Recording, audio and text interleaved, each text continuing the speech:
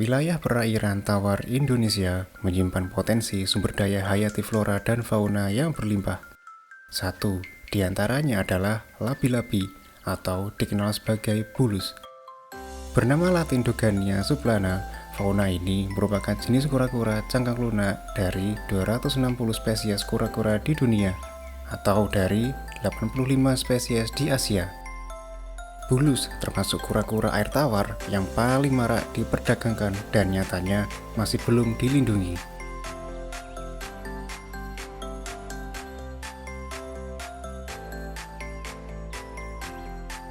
Bentuk tubuh labi-labi umumnya berbentuk oval atau agak lonjong, pipih, dan tanpa sisi. Bentuk tubuh yang demikian itu disebut teka. Karapas dan plastron atau bagian bawah tubuh yang tidak tertutup cangkang terbungkus oleh kulit yang elastis. Pada karapas lunaknya terdapat bintik-bintik kecil berbentuk garis putus-putus dari depan ke belakang, sementara kepala dan kakinya berwarna hitam atau abu-abu. Umumnya, pada labi-labi muda dijumpai 5 bintik-bintik berwarna kuning.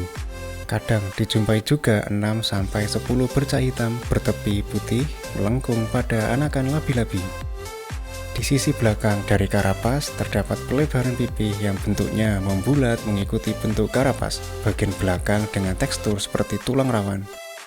Hidungnya memanjang, membentuk tabung seperti belalai. Di atas punggung terdapat guratan-guratan memanjang tidak teratur dengan garis punggung agak nyata. Sepasang tungkai kaki depannya masing-masing berkuku 3 buah dan berselaput renang. Dengan 2 pasang tungkai tersebut, labi-labi dapat berenang dengan cepat karena selaput renangnya cukup besar dan bisa berlari di daratan. Labi-labi pada umumnya memiliki warna abu-abu kehitaman seperti lumpur. Kadang-kadang terdapat 1 atau 2 pasang bentuk bundar warna hitam di kiri dan kanan punggungnya. Bagian plastron atau sisi bawah labi-labi pada umumnya berwarna putih pucat sampai kemerahan. Hewan ini tidak bergigi, tetapi rahangnya sangat kuat dan tajam. Kulit tertutup oleh perisai yang berasal dari lapisan epidermis berupa zat tanduk. Bagian ventral yang disebut dengan plastron berwarna putih, atau kadang-kadang sampai kuning tua tergantung dari habitat dan lingkungan sekitarnya. Ada beberapa pendapat bahwa warna putih atau kuning tersebut dapat dipengaruhi oleh usia. Leher labi-labi dapat dipanjangkan dan dipendekkan jika ingin melindungi dirinya. Labi-labi akan memendekkan lehernya dan memasukkan kepala serta tungkai-tungkainya ke dalam teka. Leher labi-labi yang panjang ini dapat menyentuh karapasnya. Labi-labi bernapas menggunakan paru-paru, demikian juga dengan anak-anaknya yang baru menetas. Sepanjang hidupnya, labi-labi tidak pernah mengalami perubahan alat pernapasan yang berupa paru-paru tersebut.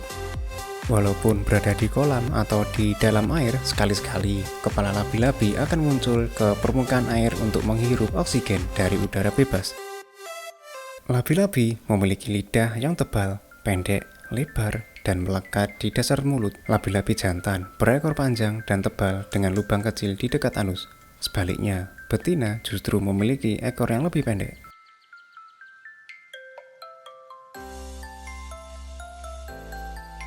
Hewan bercangkang lunak ini tersebar di wilayah Indochina dan semenanjung Malaka. Khususnya di Indonesia, spesies ini tersebar di wilayah Kalimantan, Sumatera, Jawa, Bali, dan Lombok. Labi-labi merupakan kelompok kura-kura yang banyak ditemukan di perairan air tawar, seperti sungai dan rawa maupun di daerah tropis dan subtropis. Mereka menyukai perairan yang tenang, dangkal, berarus lambat, serta dasar berlumpur atau berpasir. Siklus hidup labi-labi hampir sama dengan reptil lainnya, yakni dari telur menetas menjadi larva, kemudian berubah menjadi tuki. Selanjutnya menjadi labi-labi remaja, dewasa, dan melakukan perkawinan serta menetaskan telur untuk melanjutkan keturunannya. Hampir semua siklus hidup labi-labi berada di air tawar, kecuali pada saat akan bertelur. Labi-labi akan naik ke darat. Labi-labi bisa hidup pada iklim yang berbeda, dari musim panas, dingin, semi, hingga musim gugur. Labi-labi termasuk hewan berdarah dingin, yang artinya suhu tubuhnya tidak tetap namun berubah-ubah mengikuti suhu lingkungan di sekitarnya. Perubahan lingkungan dapat mempengaruhi aktivitas hewan ini. Pada suhu yang tinggi, labi-labi bersifat lebih aktif dan sebaliknya pada suhu rendah bersifat kurang aktif. Habitat hidupnya labi-labi lebih menyukai perairan yang tergenang, dengan dasar perairan berpasir dan sedikit berlumpur. Kebiasaan hidupnya tinggal di dasar perairan. Hal ini yang kadang membuatnya menampakkan diri di atas batu-batu atau bagian yang tidak terendam air untuk berjemur.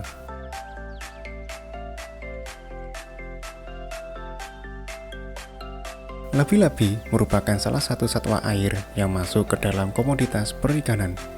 Labi-labi jenis tersebut di Indonesia telah dimanfaatkan untuk kepentingan konsumsi dan sebagai peliharaan. Pemanfaatan labi-labi di Indonesia sudah berlangsung lama, mengingat hewan tersebut termasuk satwa liar yang tidak dilindungi oleh peraturan di Indonesia.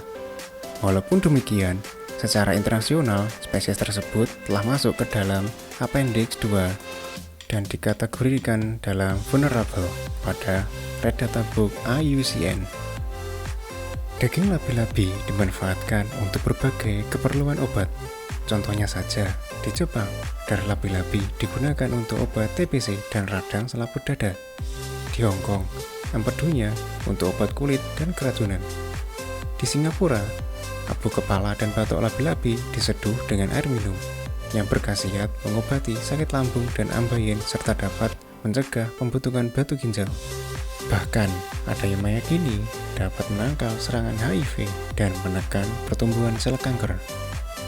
Eksploitasi yang dilakukan terus-menerus tentunya dapat mengakibatkan kepunahan terhadap spesies ini apabila tidak segera dilakukan kegiatan penangkaran dan pengembangbiakan intensif di luar habitat aslinya.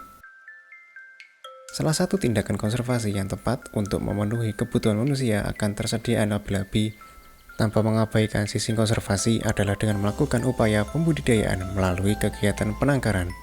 Oleh sebab itu, perlu adanya penangkaran labi-labi untuk mencegah kepunahan hewan tersebut.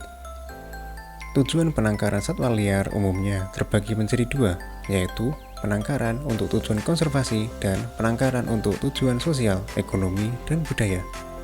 Penangkaran untuk tujuan konservasi adalah penangkaran yang menunjang usaha-usaha pelestarian jenis-jenis satwa serta plasma nutfahnya.